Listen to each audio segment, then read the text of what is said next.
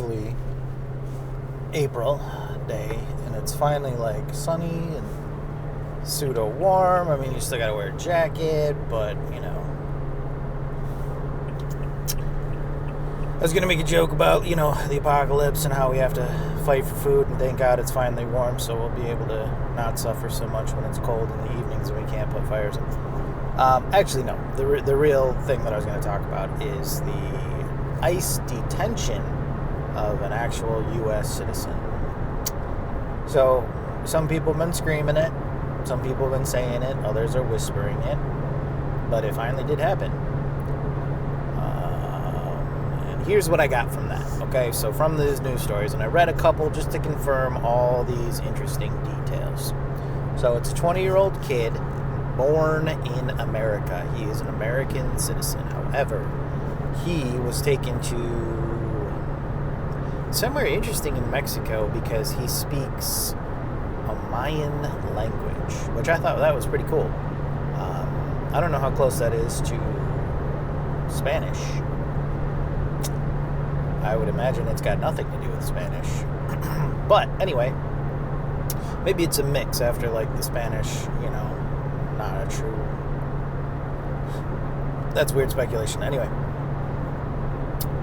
so he spent time somewhere in Mexico for a while, and then came back to America. Now he's living in America. Kid's 20 years old. Okay, still an American. Doesn't matter. He was arrested the other day for some sort of, I think, DUI, some sort of interaction, something like that. And then he got arrested again a couple days later, which I think was not yesterday, but the day before. And this time, he was just a passenger in a car. So the car got pulled over for speeding. I think it was 78 and a 65. Okay. All the boys were arrested.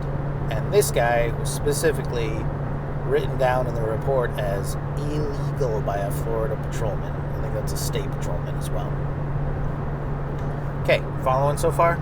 Kid's American, but obviously has Hispanic looks, Hispanic descent, probably has an accent, was written down as illegal by a Florida trooper. So he gets hauled off by ICE. Now, his mother brings in his social security and birth certificate to the court for his court appearance. He had to appear digitally because he's at some sort of ICE holding facility. The judge looks at it, says, yep, that's an American citizen, all right, but I am powerless to release him because of the ICE hold. Now, this is interesting to me.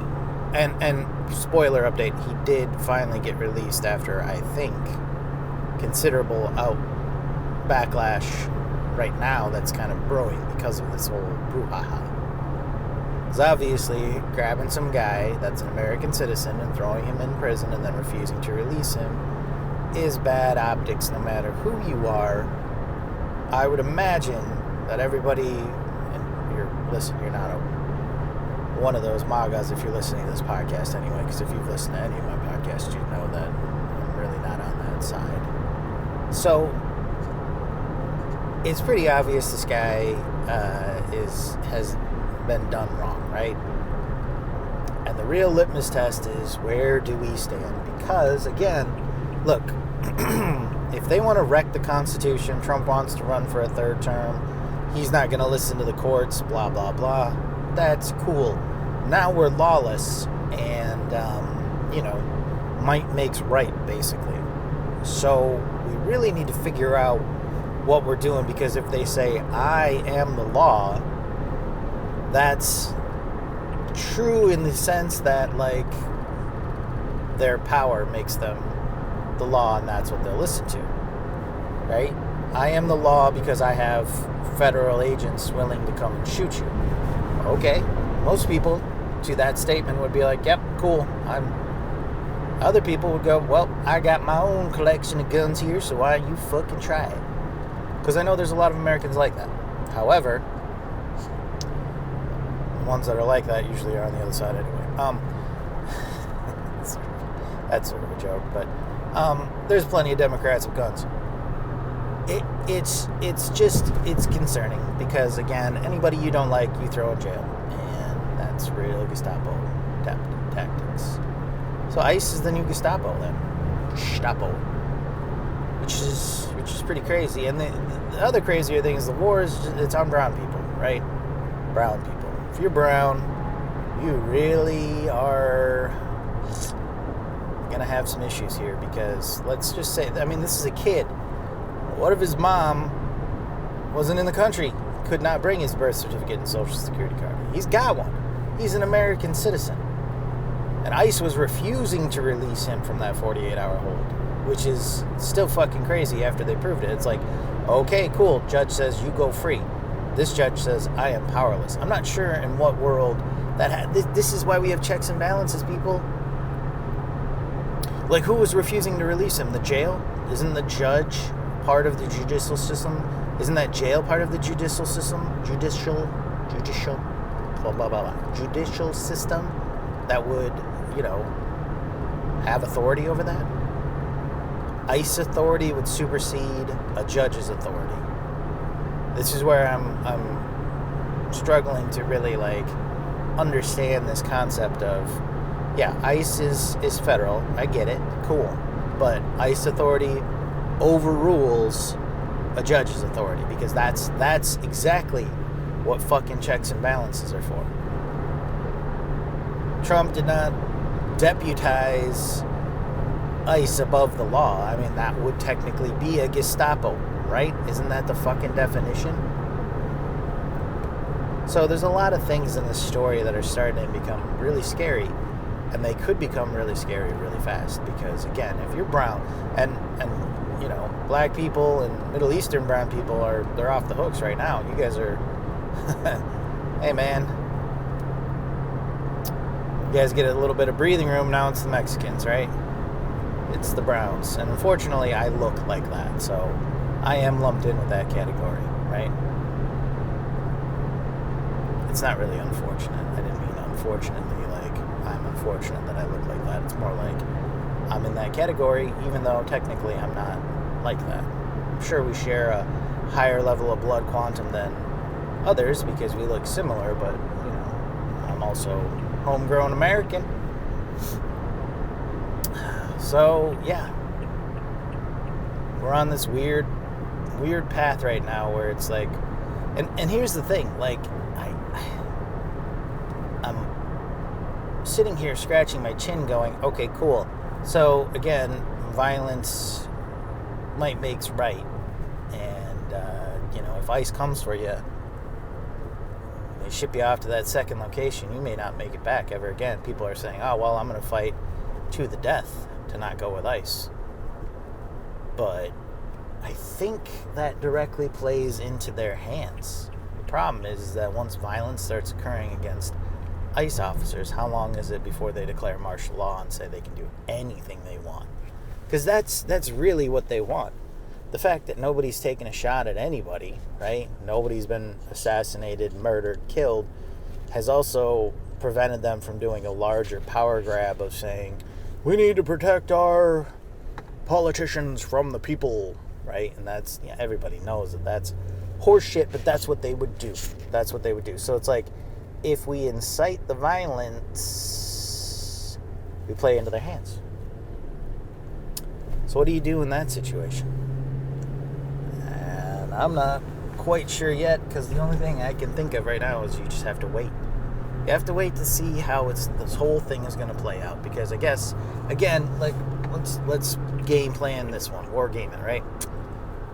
Somebody gets assassinated. They declare martial law. Then things,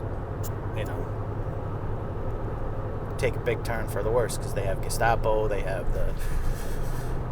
probably a form of the SS, they're going to call in the National Guard, people are going to be fighting against each other, American citizens against American citizens, and it's going to erupt into a form of civil war, whether or not it's a huge form of civil war or it's a quick one, right?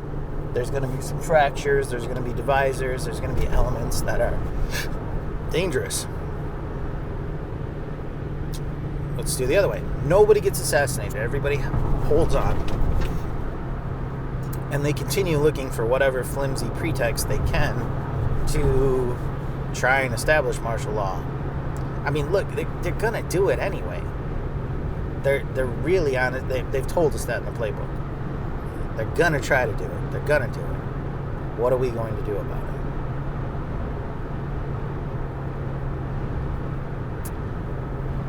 And that's why I say go for a run, right? That's why I say, hey, prepare yourselves. Order some life straws, think ahead a little bit. Have a little packet of cash. Not that it's going to matter after they crash our economy and the inflation levels go up to 1,000,000% and a loaf of bread's $10,000 or $100,000 or whatever the fuck it is, and your money's worthless.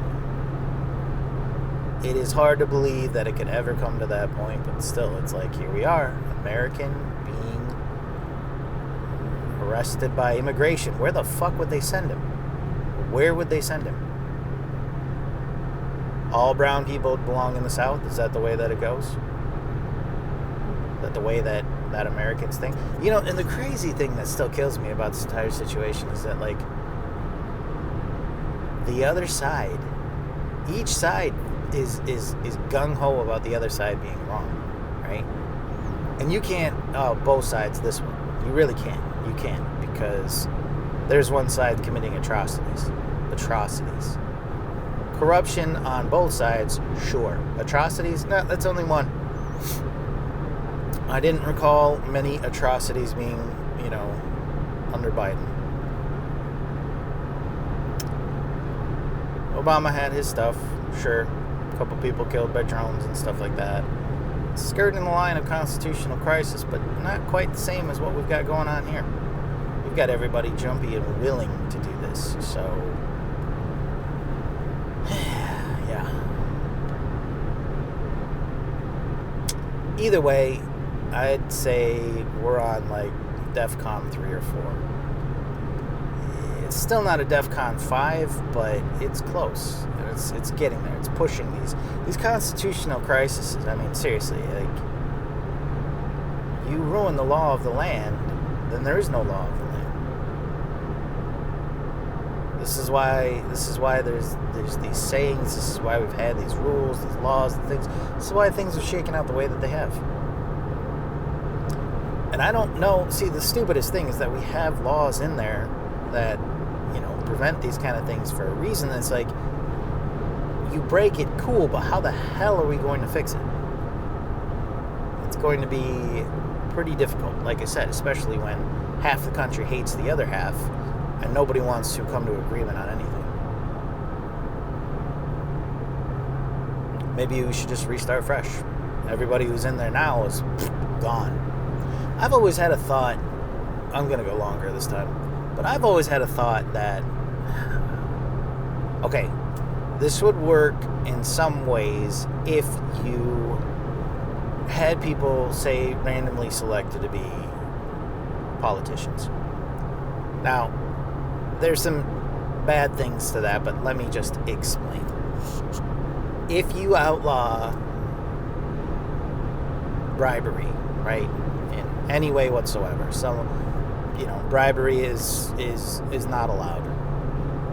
You put random people in there, you're going to get a random, and of course we have to have, okay, look, there's limits, age, gotta be above, let's say, 30, can't be above, let's say, 65, okay?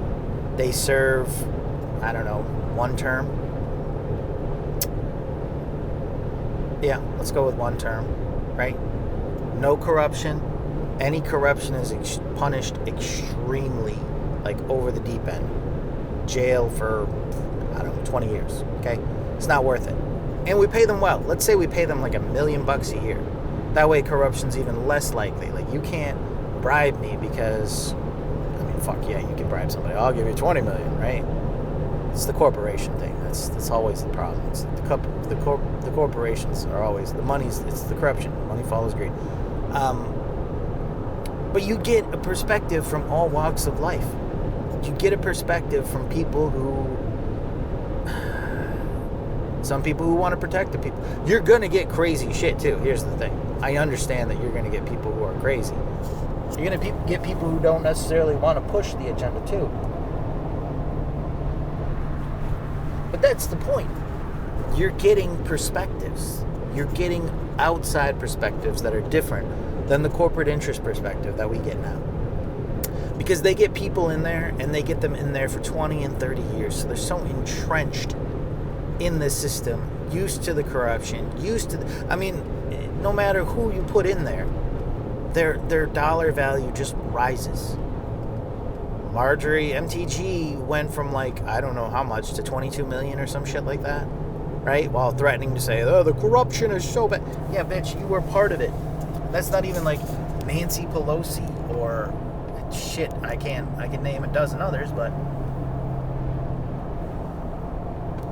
corruption is rampant. It is what's part of that system. And so in order to root out the corruption, and the other thing is that the hope would be is that the common man would prevail, right? I am a common person. You put me in there and I want to fight for the common person because I can understand the common perspective. That is what your politician is supposed to be, not out of fucking touch. We have so many politicians out of touch. They don't give a shit about where they came from, what they're doing. They're in the gilded city now. They're far beyond the reach of ordinary citizens, and that's what's wrong about the process. It's not about the rich leading the rich. It should be about enrichment of the country. I don't know. I mean, it's good when you want somebody in there who wants to do something and wants to affect change. That's always a good thing. But it's hard to find people that are willing to fight for everyday, ordinary, normal citizens and have that concept. I mean, most of those people in government are rich or incredibly well off, even just by normal standards. I mean, what is the normal standard of living? Is it $50,000? The people that run for those government positions usually have to be pretty well entrenched, and I'm talking hundreds of thousands, if not millions of dollars, in order to win these campaigns. And then the campaign becomes a game itself, and how much money you can raise and spend and raise and hand over in order to, again, enrich yourself. Where it should be just a process of look, government is here for the people, by the people, for the people, and we want effectual change. I mean, this corruption is why we look at things with such a side eye in the first place. This is why we get these conspiracy theories of going, hey, that sounds pretty fucked up. And maybe in the past, we had a small group of people that were smart enough and willing to do the right thing, right? They were willing to do the right thing, or they had to work in secret, right? Just like the CIA, in order to do something that would bring societal change. Because also, let's not beat around the bush here with what else the CIA did, because I think Bush and Clinton were part of the CIA running drugs into the country, sending them to poor black neighborhoods and fucking them over hardcore. Bunch of dirty fucking secrets. Dirty fucking secrets. And then look who's president. That's Bush. Oh, and then Clinton right after him. Those are some pretty fucking dirty hands right there, right? Unclean hands theory. Any lawyers out there? So, yeah. I'm not... that's true. That's not even a conspiracy theory either. Tom Cruise was in that fucking movie. In a few seconds, you're going to get a phone call. It's going to tell you to let me go. Right? You're fucking cool. You're so fucking cool. Too bad you're white. If you were fucking Mexican or black or minority, they'd be holding your ass in that fucking cell forever and be like, whoops, we forgot he works for us. We don't give a shit. Fuck that guy.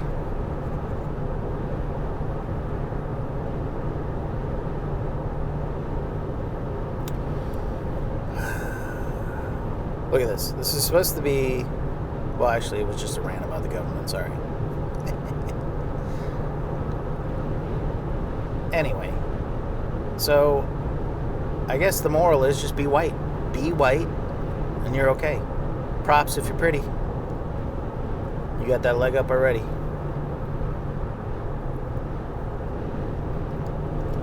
in all fairness and realness, and we're just gonna have to be prepared.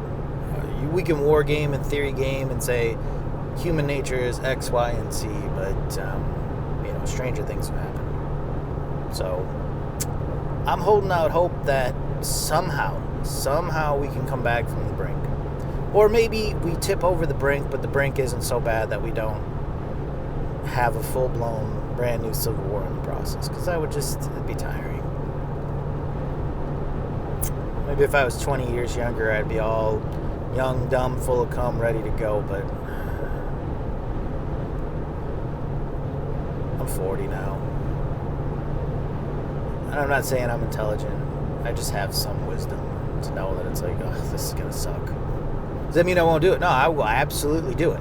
And I know how to do it. And I'm more equipped than ever to do it. But it's like, enthusiasm? Yay. And you know how important that enthusiasm is, right? It's the mindset. Let's leave this on a positive note. It's always your mindset that's going to get you through this. One step at a fucking time. 1 foot in front of the other. When you're running, that's the only thing you can tell yourself. 1 foot in front of the other. Breathe. Focus on your breathing pattern. 1 foot in front of the other. And it's whatever motivation makes you work, right? Like, I'm going to finish this. I'm going to beat this guy. I'm going to make it home. I'm going to see my son. I'm going to make my daughter proud of me. Whatever the fuck you need, right? It is all about the mindset. And the mind is the most important thing that you have right now. The mind, right? Your mind. Fear is not necessarily the mind killer, right? It's not, because it motivates you in some respects. You just need to learn how to properly channel that fear into something that gives you a benefit, right? I mean, that's what I did when I was training. Look, I was like, I'm not going to lose. I'm not going to be embarrassed. I was afraid to be embarrassed, especially in front of people I knew, my hometown crowd, that sort of thing. So I didn't fucking lose. Ripped my right arm off just to make sure I wasn't going to lose in front of anybody. No fucking person. And that worked. I mean, I'd wake up and train like a maniac and, go for bike rides at 4 a.m. Am I doing that now? No, I'm not afraid yet. I don't have that fear yet, but could be coming soon. Now listen, I still bike. This is what I'm getting at. I'm still biking, right? I'm still running, still biking, still working out. You gotta keep at it. Or get started at least, because it takes a bit to get you into that, ready to go mindset, but you will appreciate it. It's like when you work out, yeah, you're sore, but the next day you wake up, you feel great. Trust me, you feel great. And you do it again, and you feel better. And you do it again, you feel even greater, right? It's a cycle. Get used to it. We have to get used to hardships again in this country. So get used to it. Put your mind to it and get used to it. And even if, let's say, hey, look, Trump turns around tomorrow, gets, abducted by aliens, they put in an effective leader, everything turns around, we're hunky-dory again, and everybody gets a free puppy, cool. Now look, you're in shape. You might have lost a few pounds. You might be a little skinnier. You can fit in those jeans from high school type of shit. Then good, do it. Fucking do it. People go like, oh, wow, look at you. You lost a bunch of weight. And they'll be happy for you. And that's cool. That's cool. So, get motivated to do something to improve yourself. There's nothing wrong with learning how to shoot a gun. Nothing wrong. It's a constitutional right here. You may as well learn. You don't got to go crazy and have like 50 of them, but you could easily have a shotgun. You could have a 22, something that's non-threatening. Hey, look, a BB gun even might help you out a little bit. Just get used to it. A little bit of training, right? Learn how to sew, learn how to knit, learn how to, process cold fusion energy, because that's what we're going to need. Yeah, anyway, all right. I have ranted long enough. I'm probably going to have to cut this into 2 episodes.